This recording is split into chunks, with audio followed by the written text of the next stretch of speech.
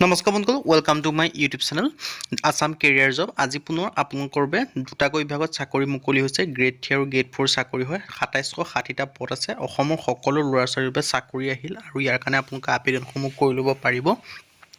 কেনেদৰে আবেদন কৰিব পাৰিব, লগতে কি কৰিব পাৰিব, সকলোখিনি কথা এই ভিডিঅ' যোগে আলোচনা কৰা হ'ব।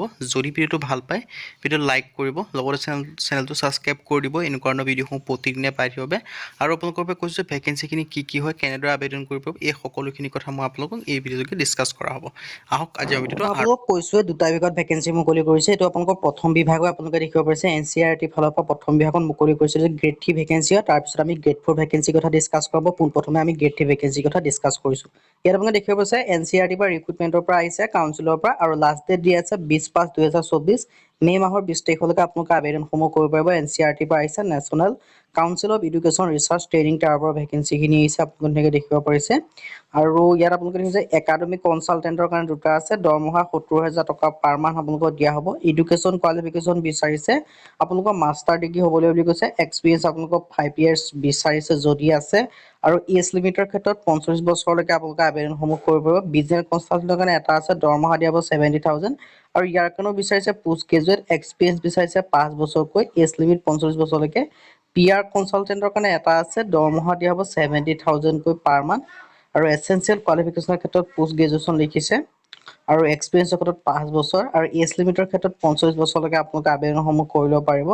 হাউ টু এপ্লাই, এই ভেকেঞ্চি কেইটাৰ কাৰণে আবেদন কৰিবলৈ আপোনালোকৰ যিখন বায়'ডাটা হয় বা CV হয়, সেইখন আপোনালোকে 20/5/2024 মানে মে মাহৰ 20 তাৰিখৰ আগত tsg@edcl.co.in এই ৱেবছাইটত, মানে এই যিটো ইমেইল হয়, এই ইমেইলটোত আপোনালোকৰ CV খন পঠাই দিলে আপোনালোকৰ আবেদনসমূহ হৈ যাব। এডভাৰটাইজমেণ্ট যদি লাগে আমাক কমেণ্ট কৰিব পাৰে।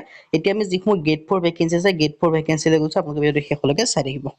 আজি যিটো আপোনালোকৰ 2 নম্বৰ গ্ৰেড 4 ভেকেঞ্চি আহিছে, এইটো আহিছে আপোনালোকৰ চৰাইদেউ জুডিচিয়েৰী ৰিক্ৰুটমেণ্টৰ ফালৰ পৰা 2024 বৰ্ষৰ কাৰণে।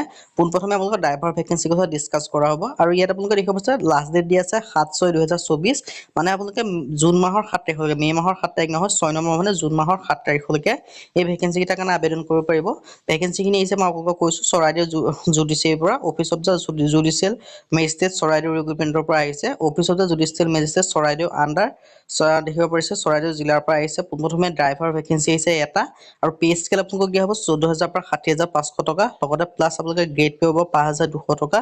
আৰু এডুকেশ্যন কোৱালিফিকেশ্যন বিচাৰে মাত্ৰ 8 পাছ। যদি আপোনালোকে 8 পাছ কৰি থৈছে, তেতিয়াই আপোনালোকে আবেদনসমূহ কৰিব পাৰিব। কিন্তু লগতে আপোনালোকে LMV এখন লাইচেঞ্চ বিচাৰিছে। এজ লিমিটৰ ক্ষেত্ৰত 18 পৰা 40 বছৰলৈ আবেদনসমূহ কৰিব পাৰিব। আৰু এজ ৰিলেক্সেশ্যনসমূহ পাব। SC কাৰণে আৰু ST হিলৰ কাৰণে আপোনালোকে পাব 5 বছৰকৈ, আৰু 3 বছৰ পাব OBC MBC কাৰণে। আৰু এই ভেকেঞ্চি কেইটাৰ কাৰণে আবেদন কৰিবলৈ আপোনালোকক মই কৈ দিছোঁ, যিটো আপোনালোকৰ আছাম ষ্টেণ্ডাৰ্ড ফৰ্ম হয় বা আছাম গেজেটেড পাৰ্টমেণ্ট ফৰ্ম হয়, সেই ফৰ্মখন আনি ভালদৰে কম্পিউটাৰ কোম্পানী ফিল আপ কৰি লগতে আপোনালোকৰ যিখন এডুকেশ্যন চাৰ্টিফিকেট এইখিনি জেৰক্স কৰিব, জেৰক্স কৰি চেল্ফ এটেষ্টেড কৰিবলৈ তাৰ লগত গাঁঠি এটা এনভেলপ ল'ব। এনভেলপটোৰ ওপৰত এড্ৰেছটো লিখি দিব, office of the chief judicial magistrate Charaideo, Sonari, pin code 785690 Assam বুলি লিখি আপোনালোকে ডাকঘৰৰ যোগে পঠাই দিলে, পোষ্ট অফিচৰ যোগে পঠাই দিলে আপোনালোকৰ আবেদনসমূহ হৈ যাব। আজি ভিডিঅ' ইমানে। যদি ভিডিঅ' ভাল পালে লাইক কৰিব, লগতে চেনেলটো ছাবস্ক্ৰাইব কৰি দিব। এনেকুৱা ধৰণৰ ভিডিঅ'সমূহ প্ৰতিদিনে পাই থাকিব। আজিলৈ প্ৰতিটো ভিডিঅ'ত লগ পাম।